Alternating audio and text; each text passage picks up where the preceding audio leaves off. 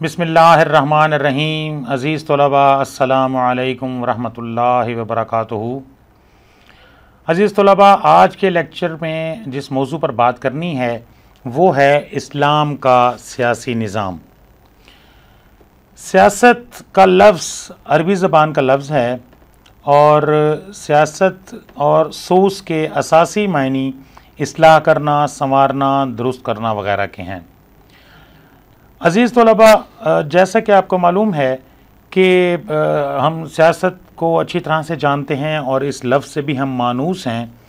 तो इस्लाम ने हमें एक सियासी निज़ाम दिया है। मैंने आपको पिछले लेक्चर में बताया था कि 3 निज़ाम हैं।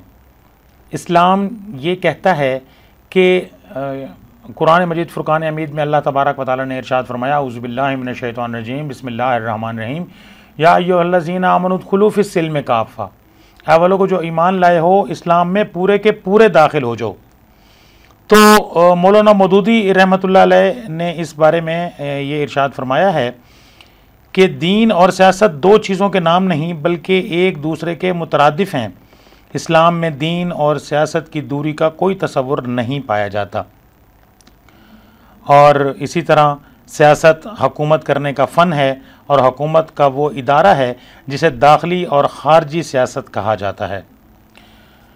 इस्लामी सियासी निज़ाम के जो बुनियादी तसव्वुरात हैं वो क्या हैं?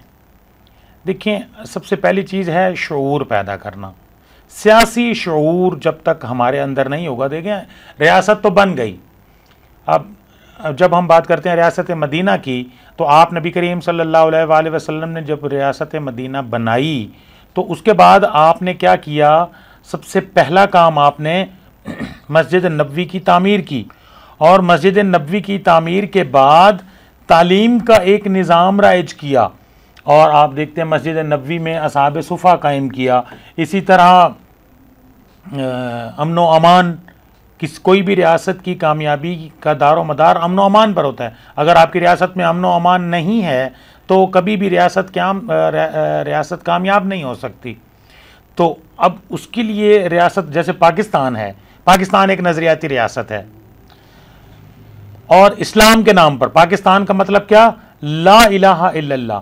तो जब हमने इस कलमे की बुनियाद पर इस मुल्क को हासिल किया तो इस मुल्क में कानून भी फिर अल्लाह ही का चलेगा। अब हम देखें ना, वो कहते हैं ना, आधा दीतर आधा बटेर।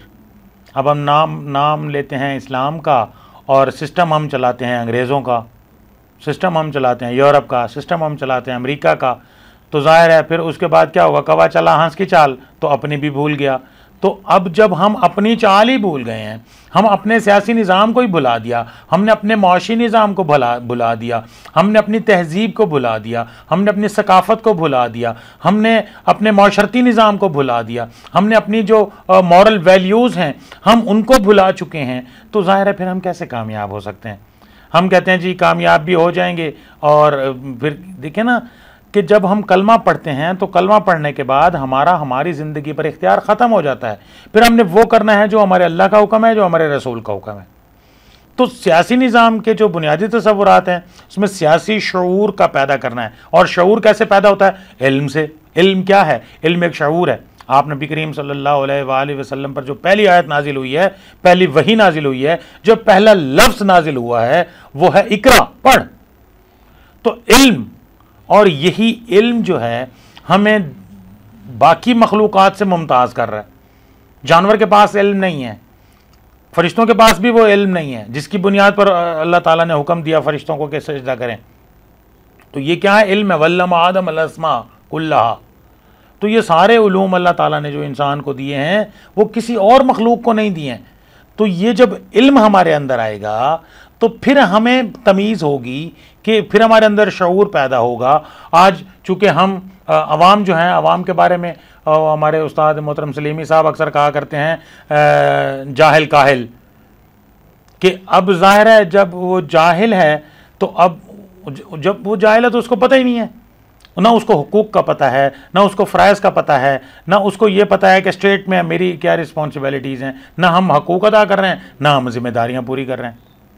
तो अब चलें, जमहूरी निज़ाम है, मैं अभी इस पर बात नहीं करता हूँ, वो उस पर बात बहुत लंबी हो जाएगी। हमने वोट देना है, हम किसको वोट देंगे, किस बुनियाद पर हम वोट देंगे? शरीफ आदमी को वोट देने के लिए तैयार नहीं है। और फिर जनाब हम वोट देते हैं। मैंने तो कभी भी, जब से मैंने होश संभाला है, मैंने हमेशा लोगों को, हुकूमत को गालियां देते देखा है और सुना है। आज तक मैंने कोई बंदा ऐसा नहीं देखा जो हुकूमत पर खुश हो।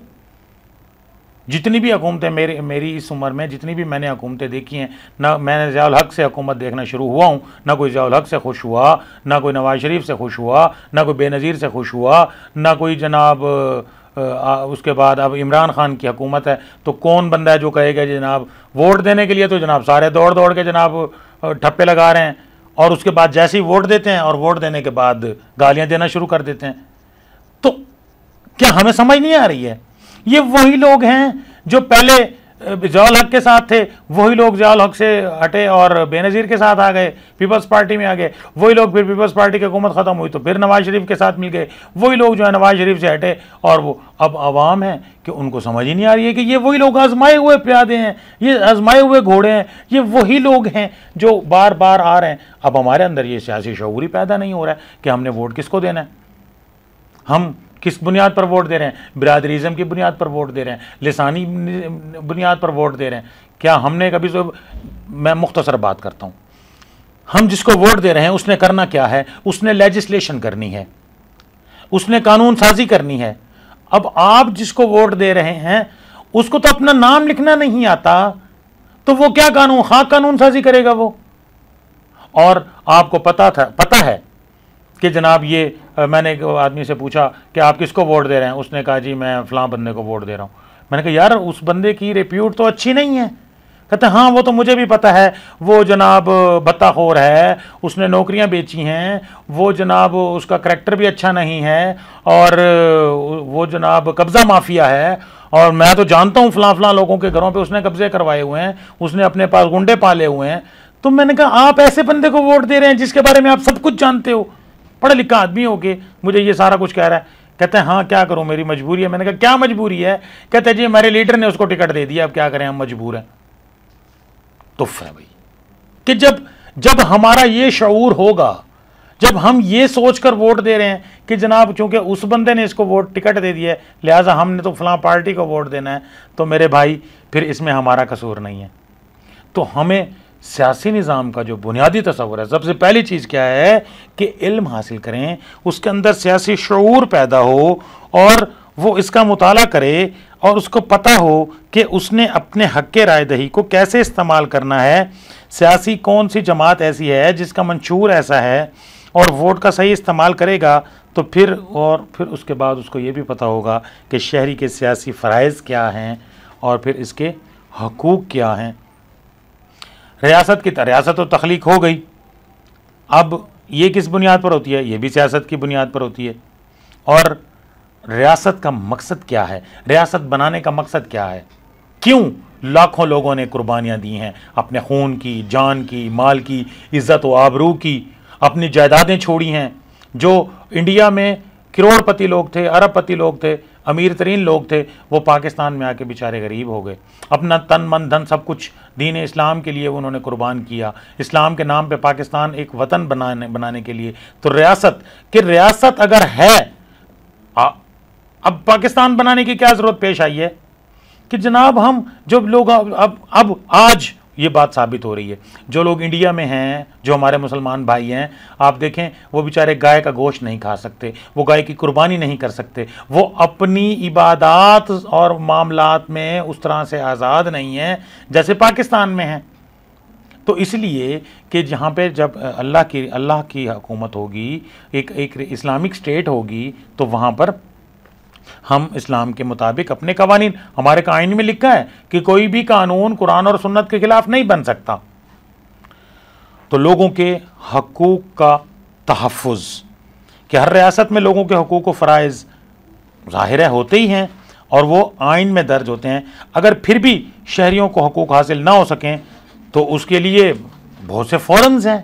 आप अदलिया का दरवाज़ा नॉक किया जा सकता है, उसके लिए और भी बेशुमार ज़राए हैं। अब तो सारिफ के लिए अलग से एक सिस्टम बनाया गया है कि अगर कोई मसला है तो आप वहाँ पे जा सकते हैं। तो इसी तरह इदारों में बाहमी वाबस्तगी, इदारों में हम आहंगी कि रियासत में एक फ़र्द मुख्तलिफ़ इदारों का रुकन होता है और मुख्तलिफ़ इदारों में से उसके वफादात उसके जुड़े हुए होते हैं, और बाज़ औक़ात फ़र्द अपने मफादात की खातिर इन इदारों से वाबस्तगी को मुनासिब तरीके से अदा नहीं कर सकता, जिसकी वजह से रियासत में अदम इस्तेहकाम पैदा हो जाता है। इस तरह नज़रिया सियासियात के ज़रिए रियासत अपने मुख्तलिफ़ इदारों के दरमियान वफ़ादारी का तनासुब कायम रखती है, जिसकी बिना पर वो अपने मतलूबा मफादात हासिल करने में कामयाब हो जाता है। हम जितने भी मिसाल के तौर पे अभी अदलिया की बात हो रही है, तो ये जुड़े हुए हैं। अदलिया क्या करेगी? कोई भी मसला अदलिया उस पर फैसला देगी। फैसला किस बुनियाद पर देगी? मुकन्ना, जो कानून बनाएगी, लेजिस्लेशन। अब अदलिया और मुकन्ना और इंतज़ामिया, इन तीन इदारों की मैं आज तफसील से बात करूँगा आपके साथ। तो अब अदलिया का मुकन्ना से हट के फैसला नहीं दे सकती है, और इंतज़ामिया अदलिया के फ़ैसले के ख़िलाफ़ कोई इक़दाम नहीं कर सकती है। तो ये इदारों की आपस में इंटरलिंक हैं। ये मालूमात में इजाफ़ा, यानी जब हम नज़रिया सियासत की बात करते हैं तो आप अगर हम इसको पढ़ते हैं, इसको देखते हैं, इसके मुख्तलिफ़ पहलुओं का जायज़ा लेते हैं, उसका मुताला करते हैं, तो फिर इस ज़रिए से हमें ना सिर्फ मकामी, ना सिर्फ कौमी, बल्कि बैनुल अक़वामी मालूमात हमें हासिल होती हैं। आज तो दुनिया कहते हैं ग्लोबल विलेज बन गई है। आज तो इंटरनेट पे आप जो देखना चाहते हैं, अब तो चैनल्स भी हैं। हमारे वक्तों में सिर्फ एक PTV होता था और वो भी 2-3 घंटे के लिए होता था। तो अब तो 24-24 घंटे और चैनल्स शुमार में ही नहीं आ रहे हैं। तो आइन का तहफ़्फ़ुज़, दुनिया के नक्शे पर कोई भी मुल्क ऐसा नहीं है जो आइन के बग़ैर चल रहा हो। हर हुकूमत अपना कारोबार रियासत चलाने के लिए आइन बनाती है। तो पाकिस्तान भी, हमारा जो इस्लामी जमहूरिया पाकिस्तान है, वो भी एक आइन के तहत चल रहा है, और उस आइन के मुताबिक जितने भी मामलात होते हैं वो तय पाते हैं। तो रियासती कवानीन की पाबंदी, किसी भी रियासत में उस वक्त तक बिगाड़ और अदम इस्तेहकाम पैदा नहीं होता जब तक उसके अवाम कानून की पासदारी करते हैं। अगर हम कानून के मुताबिक चलेंगे, मेरे पास मेरी गाड़ी है, मैं उसको चलाता हूँ, मेरे पास उसके कागजात मुकम्मल हैं, मेरा ड्राइविंग लाइसेंस बना हुआ है, मैंने अगर मोटरसाइकिल पे बैठा हूँ हेलमेट पहना हुआ है, मैं गाड़ी पे बैठा हूँ मैंने सीट बेल्ट बांधी हुई है, मैंने सारे कवानीन पूरे किए, तो बेधड़क में जहाँ से कराची से पेशावर और पेशावर से जनाब मैं मुजफ्फराबाद और आज़ाद कश्मीर और जहाँ मर्जी चला जाऊँ, क्योंकि मैंने कानून के मुताबिक अपनी ज़िंदगी गुजार रहा हूँ। मुझे क्यों छेड़ेगा कोई? अच्छा जी, आगे चलते हैं जी। माशरती अक़दार का तहफ़्फ़ुज़, माशरे के असूल व ज़वाबित ज़ाहिर है यही माशरती अक़दार कहलाती हैं।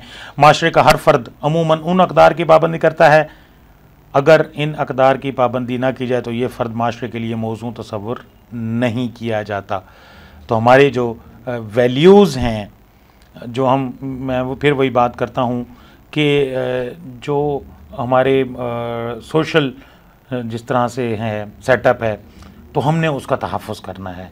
ये नहीं है कि हमने कोई उल्टी सीधी हरकतें नहीं करनी है। एक माशरे में माशरे का मुफीद शहरी बन के हमने रहना है। मुलाज़मतों का हसूल, नज़रिया सियासियात के मुताले के ज़रिए फ़र्द इनफ़रादी फ़वायद हासिल कर लेता है। मसलन उससे मुलाज़मत हासिल करने में आसानी पैदा हो जाती है। अब अगर तो उसके पास तालीम होगी, उसके पास इल्म होगा, तो ही उसको सही मुलाज़मत मिलेगी। आप देखें, जिसके पास इल्म होता है उसको अच्छी मुलाज़मत मिलती है। जिसके पास इल्म नहीं होता है तो फिर क्या है, आलिम जो होता है, जो इल्म जिसके पास डिग्रियां होती हैं, वो लाखों रुपए की तनख्वाह ले रहा होता है, और जिसके पास कोई एक्सपर्टीज़ नहीं होती है, जिसने स्कूल की शक्ल नहीं देखी है, वो बेचारा क्या होगा, या स्वीपर होगा या पियन होगा, हैं। तो इस तरह की मुलाज़मत होगी तो उसकी तनख्वाह कितनी होगी? 15 से 20 हज़ार रुपये होगी। तो इसलिए ज़ाहिर है उसके लिए भी उसको चाहिए कि वो इल्म हासिल करें। तो दूसरे उलूम से रब्त, क्योंकि सियासियात का जो इल्म है इसका ताल्लुक़ दीगर उलूम के साथ भी है। यानी हम इस्लामिक स्टडीज़ की बात करते हैं, हम जो कोई सियासत जो है, अगर हमें समझ बूझ है तो हम न सिर्फ ये इल्म है बल्कि जितने बाकी उलूम हैं इन सब से हम राब्ते में हैं। तो सियासी नज़रियात से आगाही ज़ाहिर है, इसका भी मुताला किया जाता है। जमहूरी तर्ज़ हुकूमत, जैसे हमारा जो तर्ज़ हुकूमत है ये जमहूरी तर्ज़ हुकूमत है। इसी तरह इस इल्म के ज़रिए सियासी फ़िक्र और नज़रियात का भी जायज़ा लिया जाता है कि अब देखें ना, हमारे जो मौजूदा ज़माने में जो तरक्की पजीर ममालिक में इसके असरात जो हैं वो काफ़ी ज़्यादा हैं। हर हुकूमत अवाम की फ़लाह बहबूद और शहरियों की खिदमत का काम सर अंजाम देती है। अफराद और हुकूमत के ताल्लुकात, अफराद के ताल्लुकात, अफराद के फ़राइज़ और हकूक़ को बेहतर बनाने में नज़रिया सियासत एक अहम किरदार अदा करता है। इस्लाम में जो इक़्तिदार आला है इसका क्या तसव्वुर है? इस्लाम में इक़्तिदार आला किसे कहते हैं? देखें, हम कौन हैं? हम खलीफा हैं। क्या? औज़ु बिल्लाहि मिनश शैतानिर रजीम, बिस्मिल्लाहिर रहमानिर रहीम, व इज़ क़ाला रब्बुका लिल मलाइकति इन्नी जाइलुन फ़िल अर्दि खलीफ़ा, कि फ़रिश्तों ने कहा, अल्लाह ताला ने कहा फ़रिश्तों से कि मैं ज़मीन पर अपना नायब बनाने वाला हूँ। तो अब ये नायब, खलीफा, तो अब खलीफा क्या है? नायब। अब हमने हुकूमत हासिल कर ली, हमने रियासत हासिल कर ली, उस पर अपनी हुकूमत भी बना ली, लेकिन इस हुकूमत पर हुक्म किसका चलेगा? अल्लाह का चलेगा। इक़्तिदार आला का असल मालिक कौन है? अल्लाह ताला हैं। हमारे पास तो इक़्तिदार आया है, थोड़ी दिन के लिए आया, थोड़े अरसे के लिए आया, उसके बाद आज देखें कितने हुक्मरान आए। कितने हुक्मरान आए? जब से पाकिस्तान बना एक से एक हुक्मरान आए और उसके बाद जनाब अपने पीरियड से जनाब वापस चले गए। असल हुकूमत किसकी है? असल हुकूमत अल्लाह तबारक व तआला की है। यानी अल्लाह तबारक व तआला ने जो भी हुक्म दिया है हमने उसको फॉलो करना है। अतिउल्लाह व अतिउर रसूल, अल्लाह की इताअत करो और उसके रसूल की इताअत करो। वमन लम यहकुम बिमा अंज़लल्लाहु फउलाइका हुमुल काफिरून, जो लोग अल्लाह तबारक व तआला की नाजिल करदा शरीयत के मुताबिक फ़ैसला नहीं करते वही लोग दरअसल काफिर हैं। और इसको मज़ीद कहा गया, फ़उलाइका हुमुल फ़ासिकून फ़उलाइका हुमुज़ ज़ालिमून अलिल्लाहुल खल्कुल अम्र इन्ना लिल्लाहि यहकुमु बिमा युरीद अनिल हुक्मु इल्ला लिल्लाह। हुक्म किसका चलेगा? सिर्फ़ और सिर्फ अल्लाह का चलेगा। तो इस्लामी रियासत के जो बुनियादी इदारे हैं, 3 बुनियादी इदारे हैं इस्लामी रियासत के। कौन कौन से? एक है मुकन्नना। मुकन्नना किसे कहते हैं? मुकन्नना जो कानून साजी करती है और इसके जो फ़राइज़ हैं, जो इसके शराइत हैं और जो इसके माख़िज़ कानून हैं। यानी शराइत की अगर हम बात करते हैं तो मुकन्नना के हर फ़र्द का, चूँकि एक इस्लामी रियासत है ना, तो इस्लामी रियासत में कानून कौन सा चलेगा? ज़ाहिर है इस्लाम का कानून चलेगा। तो उसके लिए हर फ़र्द का, मुकन्नना के अरकान का मुसलमान होना ज़रूरी है, बालिग होना ज़रूरी है, किताब और सुन्नत से गहरी वाबस्तगी। कानून किससे बनाना है? आपको पता है कानून के बुनियादी माख़ज़ात मैंने आपको पहले पढ़ाए हैं, उनमें कुरान और हदीस।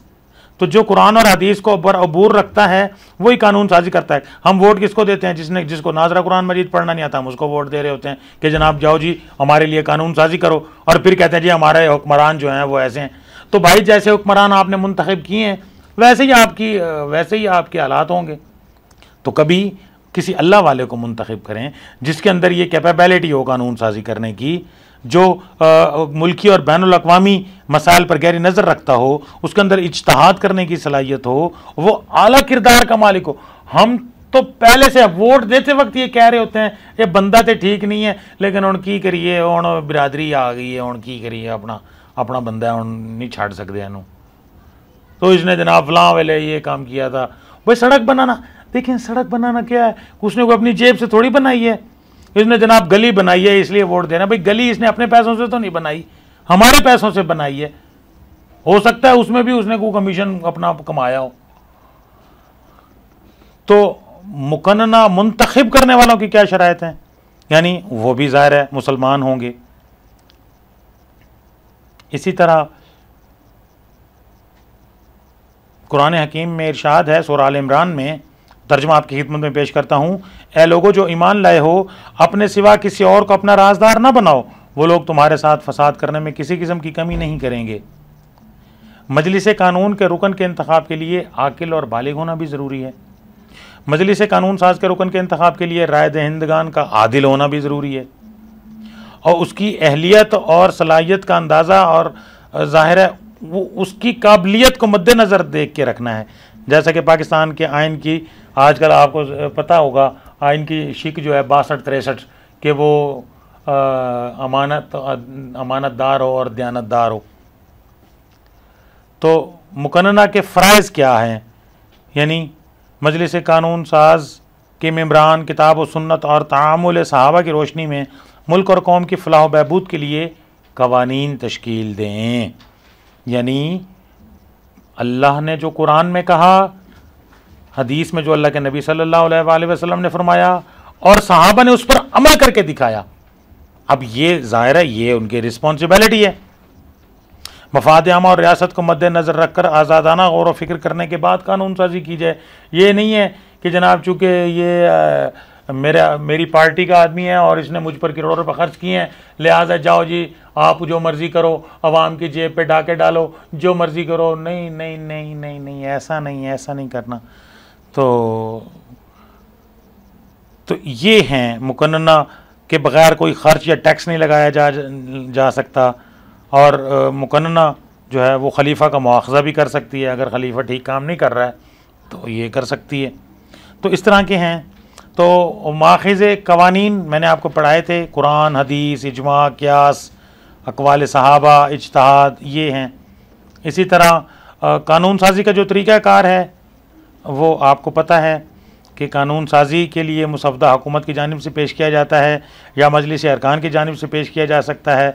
तो हर रुकन गैर जानिबदार और खलूस के साथ इस पर गौर व फिक्र करता है और फिर इस पर तजावीज़ सामने आती हैं और फिर उसको मंजूर किया जाता है। जैसे कौमी असम्बली में या भेजा से फिर सेनेट में भेजा जाता है, सेनेट से फिर कौमी असम्बली और फिर ये सारी चीज़ें इसका एक प्रोसेस है और इस प्रोसेस करने के बाद फिर वो सदर के दस्तखत होते हैं और फिर वो जनाब कानून बन जाता है। अच्छा जी, दूसरा इदारा है जी इंतज़ामिया। इंतज़ामिया क्या है? तंजीम। इंतज़ामिया यानी जो किसी भी हुकूमत की इंतज़ामिया, ज़ाहिर है ये एक बड़ा अहम शोबा है और ये इसका काम क्या है? इसका काम होता है कानून को नाफिज करना। अब ये कानून बना दिए हैं और इंतज़ामिया इन कवानीन को नाफिज करती है, उस पर इम्प्लीमेंटेशन करवाती है, उस पर अमल दरामद करवाती है। और इंतज़ामिया के जो इख्तियारात हैं इनकी भी तकसीम होती है, इसकी एक मुद्दत होती है, उसका एक सरबराह होता है, यानी खलीफा, रईस, अमीरुल मोमिनीन हमारे यहाँ जो प्रेसिडेंट, प्राइम मिनिस्टर है, प्रेसिडेंट है। और फिर इसके इंतज़ामिया के मुख्तलिफ़ शोबे हैं। शोबे कौन कौन से हैं? महकमा तालीम है, महकमा तबलीग है, जैसे अब इसको मिनिस्ट्रीज़ आप कह लें, मिनिस्ट्री ऑफ डिफेंस है, इंटीरियर मिनिस्ट्री है, अमन का फॉरेन मिनिस्ट्री है, अमूर मालियात है, हमारा फाइनेंस मिनिस्टर है, तरक्यात आमा है, मवासलात है, खुराक है। और इसके बाद जो जनाब हम आते हैं, तीसरा जो हमारा बड़ा रुकन है रियासत का, वो है जनाब अदलिया। अदलिया क्या करेगी? मुकन्नर ने कानून बनाया है और कानून बनाने के बाद अब ये जो हमारे इंतज़ामिया है वो उस कानून पर इम्प्लीमेंटेशन करेगी और अगर कोई प्रॉब्लम होती है तो अदलिया उस पर फैसला करती है।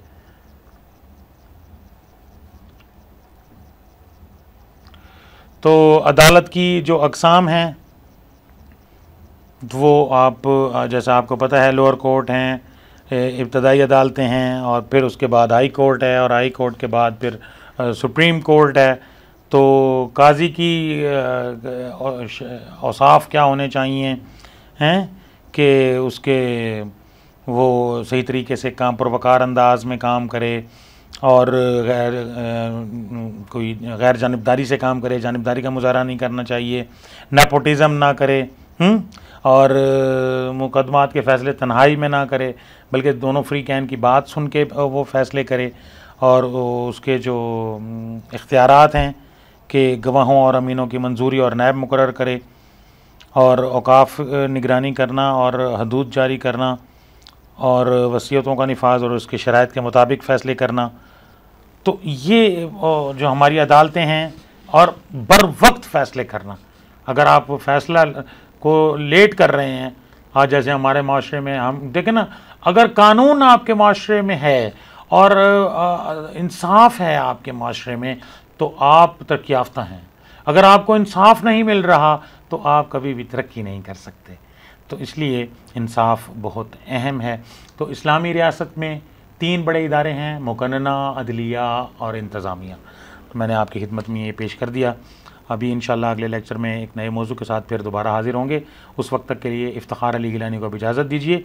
अल्लाह हाफ़िज़।